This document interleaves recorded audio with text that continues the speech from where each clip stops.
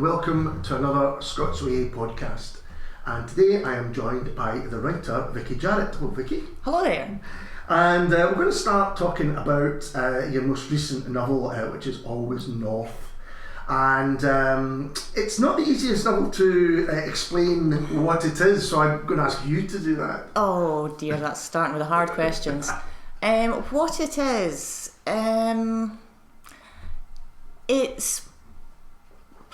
it's primarily set in a survey vessel in the Arctic. For most of the book, there are also sections set in the future in the north of Scotland. It's been called psychological sci-fi. Right, yes. When I was writing it, to be honest, I didn't know what it was either. So it just sort of, it became what it is. I didn't specifically set out to write a science fiction book, but it did kind of come out that way. But I think that's really a decision for readers. Yeah, sure. You know? Because I'm sure, and correct me if I'm wrong, I first read a kind of extract or a version of this in Gutter. Yes, magazine, that's correct, yes. Back in about 2011, Yeah, 2011 it was, yep. So that suggests this has been a long time in the making. Oh goodness, yes. In fact, I found a notebook the other day with some notes that would have been used to go into the Gutter piece. That was 2010. Right. So yeah, I've been kind of wrestling with this one for quite a long time before my first novel was published. And has that been consistently, or is it something you've kind of returned to, like something that's always been there? Yeah, absolutely. I've had periods of working with it and trying to kind of wrestle it into some sort of shape, make it behave itself, and it's steadfastly refused to do so. So it's been abandoned at times as life and other work has taken over, and I would never find myself able to completely leave it alone. Right. I had to keep coming back to it until I eventually got it to the point that I was like, right, that's what you are. It's which is very interesting because it seems incredibly timely. It seems like this is the perfect time for it to be published. It's dealing with climate concern, and it's dealing with science and the greed of man and all of these things. I was thinking that, if I was going to recommend Greta Thunberg a Scottish novel, this is the one that I would say. Oh, brilliant. But is that just a kind of coincidence, or was there circumstances that were going on elsewhere that pushed you to think this? No, it's absolutely a coincidence. I mean, the environmental concerns are something I've probably always had, I think, since relatively young. And the fact that it's all come to a head now, and we've got all Extinction Rebellion and Greta, and it's making headlines more and more as we're seeing more and more evidence that it's irrefutable what's been going on in Australia and so on, but no, the book actually coinciding with this increased profile is purely coincidental, unless the book was deliberately waiting. Yes. I'm sitting there going, I'm not going away. I like this idea that this, you're not finished with me yet. Yeah. I'm going to come. And so as you say, it's kind of, as I read it, it's almost split into two. You have the bit on the it's an illegal survey vessel, is that it's right? Dodgy. Yes, it's definitely dodgy. And you get these kind of group of characters sort of thrown together certainly in terms of on Earth, probably the most confined circumstances you could have. And what I liked about them it wasn't real stereotypes of, there's this person and there's this person. The central character of Isabel, really, it's a job for her. Oh, absolutely. That's why she's taken it and everything else that goes around it. Could you tell a bit about her as your central character? Well, I didn't want to have either a hero or an anti-hero. Yeah. I was very much wanting to keep her real, a real person, and not to reflect. I think she's very much herself, but I think we're all a bit of both. We're all, and especially these days, we're all somewhat compromised morally by just continuing to live in the society that we live in. And I wanted her to sort of be able to reflect that sort of push and pull of kind of knowing what the right thing is, but being unable to do it. We've all got to live, we've all got to make a living somehow. I didn't want her to be sort of a hero or a villain. Yeah, she's a victim of circumstance in a way. Very much. And that's what I love about it, was that you start to think, well, how would you act in these kind of extraordinary situations? But actually, in terms of the way that she gets the job, fairly ordinary circumstances. And so it was always the plan to put her in this very extreme north, in the Arctic, this situation. Yeah, well, the very first seed of the story was actually the bear. Right. As seen from a survey vessel, because I did, I suppose, my own piece of morally compromised work, because I used to work for a company that made software for the seismic exploration industry. Right. I wrote the manuals. Okay. And one of the offshore guys who was up north sent back a very short video, very grainy in the day, of this polar bear that appeared to be stalking their vessel. Right. It was walking alongside and looking over and looking right into the camera. And I just goosebumps when I watched this video. It was just so direct. You could really feel the presence of this bear. And that was what kind of, I knew there was something there at that point.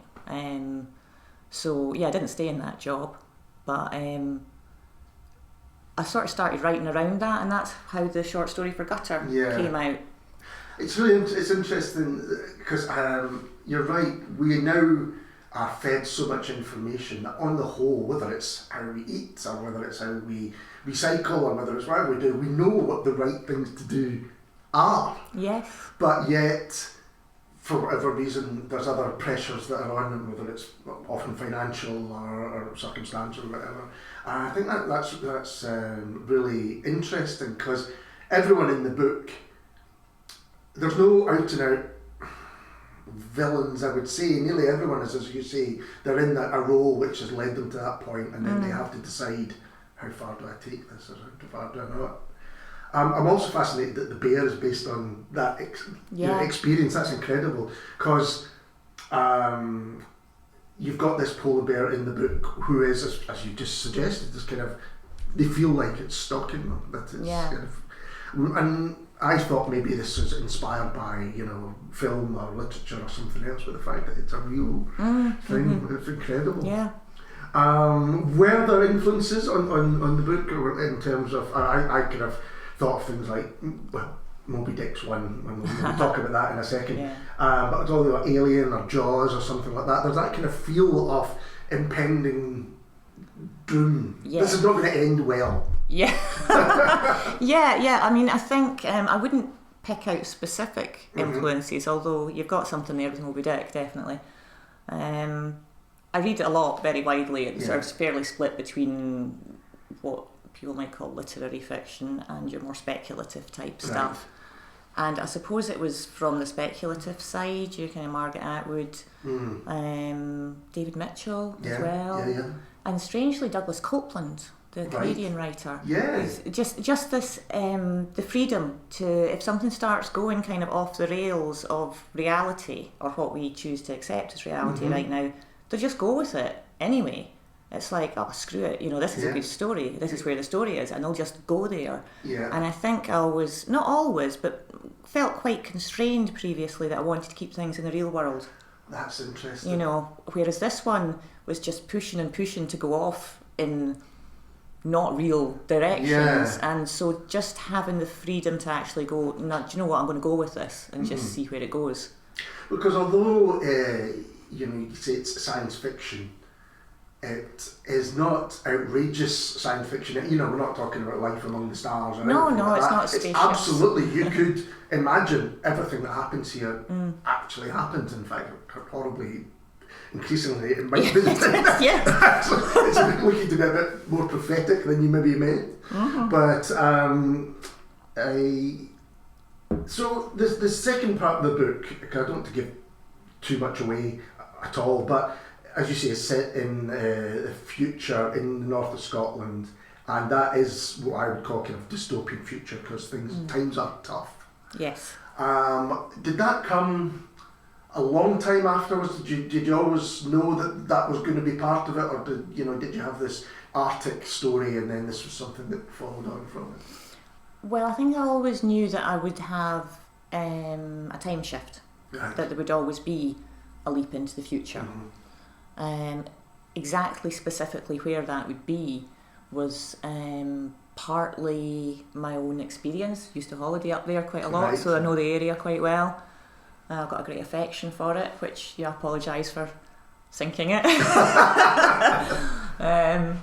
And partly I did a fair amount of research into what actually happens in rising sea levels. Right. You know, how many metres, what do we lose, what goes first, what's there last. Right, that's And interesting. it turns out the Cairngorms is quite a good bet.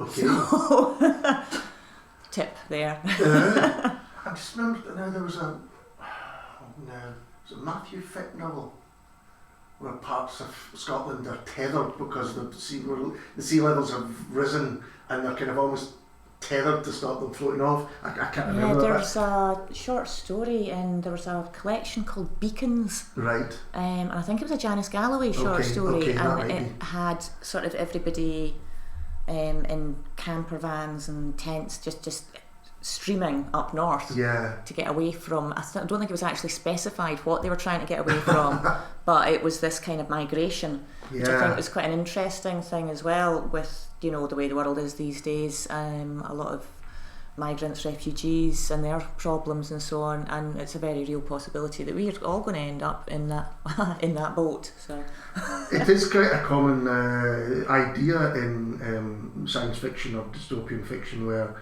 people escape to Scotland for some reason, as if just because it's at the top of the island it's higher up. I'm not quite sure that that's the case. So from when you started the story, or at least when you got it first published in Gutter to now, what had you been doing in between that? Because I was aware of your short story book, The Way Out. Yes.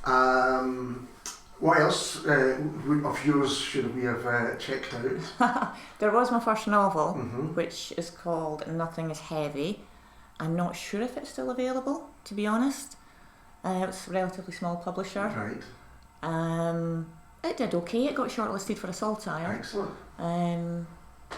That was very much real world. Yeah, stuff. I remember The Way Out was real world. Mostly. Most of them, it did have the oddity in it. I think a couple of aliens snuck in there, actually. Well, nobody was looking. Yes. But and some surreal elements. But there were a few stories that I had originally had in that were kind of in the editing process kind of set aside because they didn't really sit with the rest of it. What we ended up with, mostly what went into that collection was shit jobs that I have had. That's a good name for a collection of short stories. Well, that was my idea, but they weren't going to go for it. But I mean, they're not, I hasten to emphasise, autobiographical, but it's good to have this little seed of experience that starts things rolling, like the bear in the current story. Yeah, absolutely. And there's always got to be that little bit of real life that sort of tugs at you and, you know, makes you follow it. And so over all the time you've been writing and being published, I'm interested how you've seen the kind of landscape change in it. Has there been... Yes, it has changed quite a lot. There's very, very many more books out there. Yeah. It's hard to get an individual book noticed. Yes.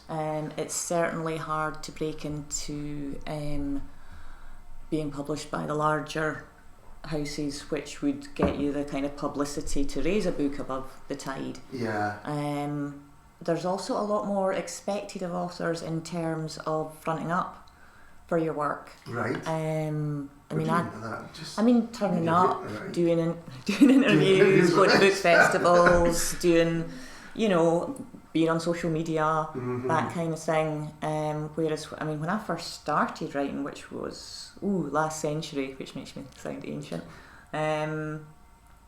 you still pretty much could just write and stay in your box room, you know, and nobody really needed to see you. It was about the writing, you know, and I think a lot of writers kind of struggle with that. Yeah, absolutely. Because really, by definition, if you like to write, you kind of like to sit in a room on your own and not talk to anybody. So having to go out and be kind of social and networky and everything personally, I find it gives you a kind of like emotional whiplash in a way, because it's just such a black and white dichotomy, completely different exercise. Yeah. And then trying to get back into the kind of, get your head back into the writing zone can be hard again as well. Yeah, it is. It's really interesting. I think something I've noticed, particularly with poetry, which has increasingly become kind of performance poetry. You know, you have to be able to get out there and perform it. And as you see now, you've got to have an online presence and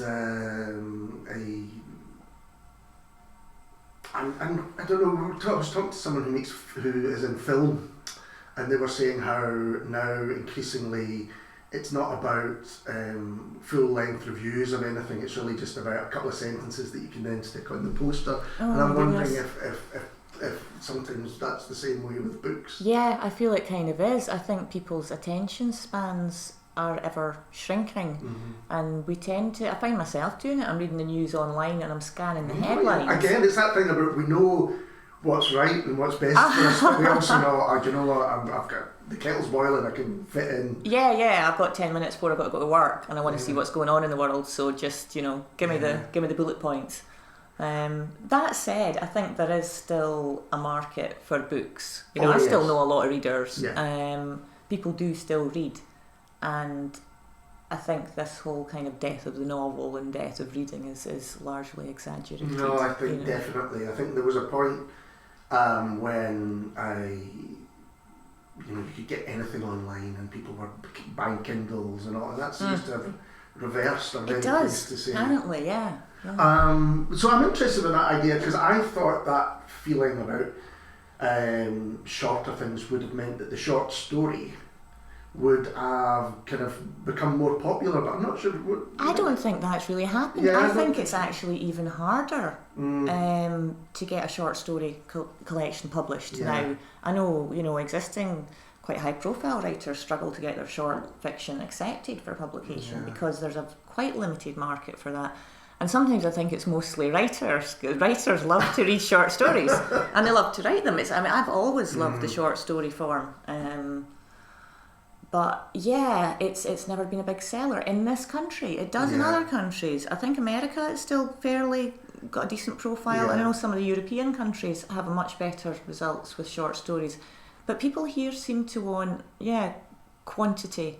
Never mind the quality. Fascinating, because the year I was looking at the review of The Way Out, and in that year alone you had collections from Kirsten Logan, Annalisa McIntosh, Alan Wilson, and then since you've had fantastic collections from Helen McClory and Chris McQueer, to name just two. Absolutely love both of them.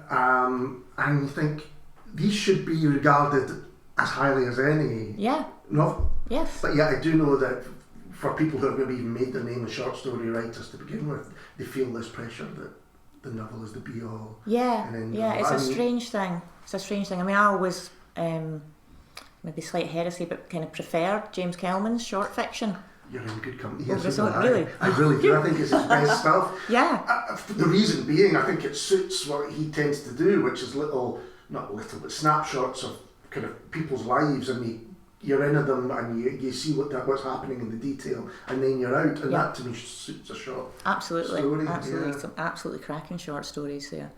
I mean, there are always good collections to be had, and it is just a shame that they don't sell better to the kind of wider reading public. I'm not sure what to do to address that. If I did know, I would be doing it. Is there a short story festival or something? I don't think there is there not? I think occasionally there's sort of short story week and short story month, and there's a few blogs and websites that kind of promote it, but nothing terribly high profile, I don't think. Going back to Always North, when you published it, when did it come out? Just last year, start of November, I think. So how does that process work? I'm interested from a writer's point of view. You've written it, and as you say, suddenly nowadays there's maybe this feeling that you have to then be the one to promote it. Maybe publishers don't do that as much as perhaps they used to. So how does that work? How does that work for you? Well, where it ended up, it did go through a bit of a meander in its road to publication. It was originally accepted by Freight, who published Gutter, because they had published the original short story. They kind of had the seeds of it there, and we were in the process of editing when Freight kind of went kaboom under still mysterious circumstances, which was very unfortunate for a lot of people. We've had quite a few of them on these podcasts, that's true. Yeah, more so for the people who had just been published or were just about to be published. As it was, I had to kind of get my contract back and so on. And it was time consuming, but I still had the book. Yes. And I was wondering where to put it because, Freight knew it, so it had an introduction already, and they knew me. Yes. And I'd never really got my act together to get an agent, so I was kind of left with this book, this slightly difficult to place book. How do you explain it? As we've established, that's quite difficult. And trying to find a publisher. And it was really just a tweet I'd seen from Unsung Stories asking saying they were open for submissions and they wanted strange, difficult to place stuff. And I thought, damn it, I've got one of them. Exactly the thing for you. Yeah, and they're small, but they're great. And they're actually perfect for the book because they very much publish things that fall between the cracks of your literary and your genre fiction. Yeah. And although they're small, they've been great in publicising it and letting people know about it. And yeah, it's doing all right. I think it's getting a few reviews, gathering them up and getting under some noses of people that enjoy it. So, that's the main thing. In terms of having to kind of stick things in a genre, wherever it sits in a bookshop, is that something that's... Because I was thinking when I read this, well, it is kind of sci-fi, but it's also literary fiction. Does that bother you? Does it worry you? Well, it kind of does and it doesn't. It does in that, I suppose, part of me worries that if it gets put on a specific genre shelf, sci-fi, that sci-fi fans are going to pick it up and think, this isn't sci-fi enough for me. Yeah. And it's not going to be picked up by just general readers who might actually enjoy it. And if it got put on a literary shelf, then someone's going to pick it up and go, this has got, weird stuff in it. I don't like this. So, yeah, it's difficult. I can see why there are those different shelves, but it does make it difficult for the books that are a little bit of both. Yeah. I don't think about it when I'm writing, and I don't think I will in the future. I'm going to put that aside because obviously I have been kind of thinking, so what do I do next? Am I now a sci-fi writer? Yes. Am I going down that road? Yeah. And it's just too abstract, really, and I think it's distracting from the writing process. I have to write what I have to write. Yes. And it'll be what it'll be. So that it is a choice really for booksellers and for readers. But I think it makes it difficult, yeah. Because you don't, I'm assuming when you sit down in front of a blank page or a blank screen or whatever, think, I'm going to write sci-fi or something like that. As you said earlier on, it's where the story takes you. And if the story takes you to the Arctic and there's a murderous polar bear in there down, that's where it goes. Yeah. And then it's only later down the line, then when does that come in and you think, oh, this is sci-fi or it's dystopian or whatever like that. I'm surprised. Does it ever take you by surprise? Yeah, I suppose it does kind of. Yeah, but it's not so much that a genre label kind of pops up in my head like a road sign. Yeah. I mean, I am aware of having crossed a line sometimes with stories, but I'm just like, all right, oh well, okay. And I think you said that you were sometimes you wrote things that you thought, I want this to be in the, for inverted commas, real world. But so did that stop you previously when you were writing things? Think, oh, hang on a minute. This is clearly now in 2020 and things have not gone well. Actually, I want it to be about 2020. And did that stop you? Have you got past that stage, or did you ever have it? I think I did have a certain amount of reticence with that because I tend to write about, or originally started writing very much about the world we all live in. and the struggles of modern society and ordinary people and so on. That if things got a little bit strange, that it, like I was saying, like the difference between literary and genre, it's like, is it strange enough? You know, can I have sort of largely real world with a little bit of strange on the side, you know? And I just think, no, I'll just not go there, sort of thing. But I think the process of writing this book and its refusal to be anything else has kind of opened the doors a little bit more there. I think I'll worry less about it.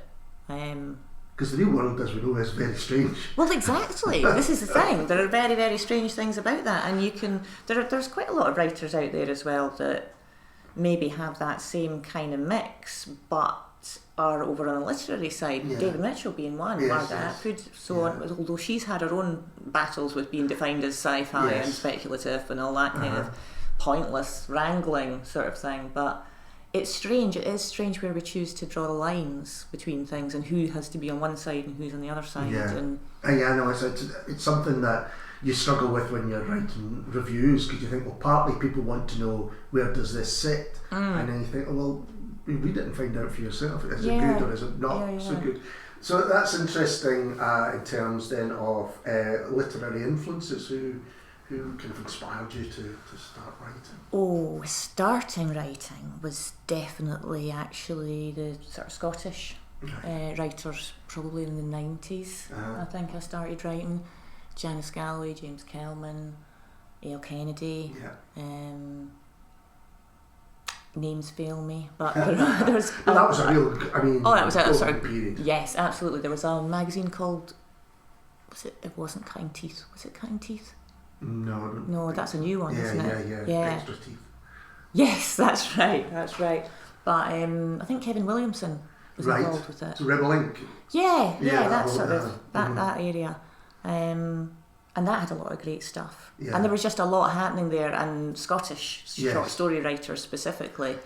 I'm reading a lot of them. Gordon Legg, another one. Fantastic. And just thinking, you're allowed to just say that and in your own voice, and that's valid and that's okay. And that certainly was really helpful to think, well, maybe I'll give this a shot. You know? I think that people underestimate the importance of that. I know spoke to someone who is a teacher, and Chris McQueer came into his school in East End of Glasgow, and usually kids who maybe wouldn't read at all were just enraptured by this guy who was talking about the places that they were from and in a language that they understood. I think it's hugely important. So was there any, in terms then of science fiction style things, because I don't think any of those did Kennedy maybe, no, I don't think so. I think they were mainly straightforward. So did you have, I mean, you mentioned Douglas Copeland, who's a writer I haven't thought about for ages, but I really enjoyed Douglas Copeland's stuff. No, I like his stuff. Oh gosh, as I say, I read just kind of fairly voraciously, so I tear through a lot of stuff. Back then, what was I reading in terms of science fiction? Asimov, short stories from second-hand shops, basically. I'd just have a rummage in Oxfam and see what I could get for 50p. And I remember enjoying there was a collection called The Rest of the Robots, which I enjoyed. And, So then what was the influence on Always North of Moby Dick? Well, I was aware of the sort of Great White Menace kind of angle as I was playing with the ideas, and I thought, well, I'd never actually read Moby Dick, so I better read it and just check out that I'm not, sailing too close to it. Sort of thing. And I enjoyed it enormously, and folk are not wrong, it's got a lot of detail about whales in it, because it sort of alternates with a sort of adventure story and then sort of encyclopedic information about the inside of whales' mouths or whatever. And I don't think there's a lot of writers from that time who wrote absolute classics that in modern days an editor or a publisher would say, well, you can take that out. You can take all that. I think about Tolstoy writing about 4 pages on wheat. Yes, you know, yeah, like not a chance. Can we just take that back a bit? And you know, going right back to Walter Scott, you know, fantastic detail about things that I think in any modern writing class they would say, well, that's your research is solid, but leave it. No, I think it's changed completely. The one I always think of is Thomas Hardy. His novels would start with these kind of very slow kind of zoom in over the countryside and everything, taking in every hedgerow and all the birds and the wildlife, which is lovely. Yeah. But it would not work today. It's like, right, just cut the first 20 pages there, Thomas, and let's see what Tess is up to. You know. Exactly, can we get to Tess a bit, please? This isn't, hedgerows of the D'Urbervilles. So I think Always North is a great book. As I say, it's very timely, and anyone that reads it will think about what is going on in the world. And do you think fiction as a starter for discussion or a place for discussion is an important thing? Yes, absolutely. I think it's part of a wider conversation. Yeah. I don't think any one book is going to be a definitive answer to anything, but I think the more we're discussing these issues in whatever strange sort of cul-de-sac of fiction or poetry or songs or films, it's just raising the consciousness level, hopefully kind of overall to, hopefully folk that are actually capable of figuring out what to do will do it, so I think it is really important. And there are a lot more books coming out now that are dealing with climate change and our kind of relationship with nature altogether. I just finished the Overstory, Richard Powers one, which is kind of, it's like Moby Dick with trees. Except nobody's being menaced by a big white tree. I'll just lay that out. But there's a lot of really encyclopedic detail about trees that does make you look at them kind of differently. Right.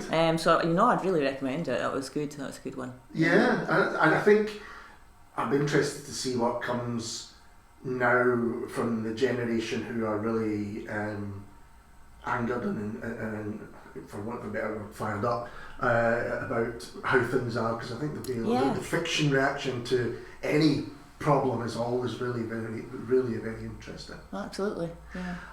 So you mentioned briefly what you think about what you might do next. Can you talk about that? Is that well, it's all very much up in the air at the moment, to be honest. Life and earning a living and all that kind of thing have kind of taken my eye off the ball writing wise lately, but it's something that I'm kind of edging back towards. And I think at the moment the things that interest me still are these kind of I don't know, the meeting points of kind of the real world and what what is and what could be. And I like that juxtaposition. I've always liked that juxtaposition of kind of the mundane and the surreal kind of thing. So it's kind of at the meeting point there that always gets my attention. Right. That's interesting, because I think when Always North moves from the scenes on the boat and which are getting increasingly frantic as things go on, and then cuts to what I would think is more, in my idea of sci-fi, because you've got this building where Isabel kind of escapes to, it's almost like a puzzle in itself, the way in which you can't find where she'd been before and all that stuff. I think I said it's almost like there's a before and after, and you're not sure at all of who's responsible for what, and that's I think where the questions come, because there's this idea about, it's personal responsibility as well as just going, absolutely, that was a big they did it and that person did it. It's a lot about accountability, culpability, and it's a really difficult question at the moment, because I think we all feel a bit guilty, every time you get in the car or I don't know, put your recycling in the wrong box or something, you've got these constant little twinges all the time, just living daily life. Absolutely. A friend of mine just said the other day that her husband had decided to go car free, and said the worst week, 2 weeks you could have for not having a car, when it's absolutely hosing down and blowing out. This is what they've decided for that very reason, so you give it a go. I guess it's that thing again about knowing what the best thing is, but living in a world that ease or comfort or all these things are difficult to give up. Or for a lot of people, necessity. They've got jobs that they can't get to any other way. Or, they've got families to support, which necessitates a job, which necessitates a thing. We're all kind of, like flies on sticky paper. We're kind of stuck in the system. It's not very attractive, but no, but it's about right. So now that Always North is out, are you happy with it? That's a question I've never asked her before. That's almost worse than what's it about. Am I happy with it? I think it's probably true that no novel is ever truly finished, but it's abandoned kind of thing. That's okay. That you have to just stop at some point, and this certainly is one that I could have kept writing probably for the rest of my life. Yeah. Because it's just the sort of tinkering with the way the sections fit together and what, it's a bit of a puzzle, you said. And so yes, I could have kept going, but I think I got to the point where, if not happy, I was kind of satisfied. Right. I but sort you of can't thought, ask for much more than exactly, like that works. As far as I'm concerned. I mean, I'm sure there'll be people that disagree, but I think that works. It all sort of knits together, so I'm just going to put that down and run away. It's just interesting because it's been with you for so long. A lot of writers, they'll write the book and then they move on to the next one, and that one's then finished, but this one has been with you while you've been in and out of other books. That's why I asked that question, like that kind of and it's also interesting to me to say that I could have been writing this for the rest of the time, when it does seem the perfect time for it to come out to me. So maybe you're right. Maybe the book was kind of saying to you, now's my time. Well, they do say, I like that idea that stories themselves want to be told, that they have their own internal kind of motivation and we're just kind of conduits, I quite like that idea. Yeah, that's a nice idea, definitely. Well, Vicki, thanks so much for joining us today. Not at all, absolute pleasure. And we'll be back soon with somebody completely different. Cheers.